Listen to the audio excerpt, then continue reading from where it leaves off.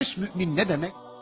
Saf vahiy Müslümanı, sadece arı duru Kur'an ve sünnet Müslümanı olanlara muhlisin denir, halis müminler denir. Bakın, şu toplumun dinine o kadar çok şey katmışlar ki, Mevlana'dan bir şeyler katmışlar, Yunus'tan bir şeyler katmışlar, Hacı Bayram-ı Veli'den bir şeyler katmışlar, Hacı Bektaş-ı Veli'den bir şeyler katmışlar, İran'ın ateşperestliğinden bir şeyler katmışlar, tasavvuftan bir şeyler katmışlar, Hint yogilerinden bir şeyler katmışlar, Yunan mistizminden bir şeyler katmışlar, panteizmden bir şeyler katmışlar, Türkçülükten, şamanizmden bir şeyler katmışlar, bir çorba yapmışlar, din diye insanlara sunmuşlar, dayatmışlar.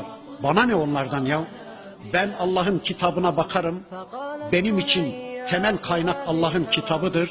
Ben Peygamber Aleyhisselam'ın sünnetine bakarım, dinimi katışıksız hale getiririm. Saf vahiy Müslümanı, saf Kur'an sünnet Müslümanı olanlar kurtuldu. Ötekileri bilmem, işte Allah öyle diyor.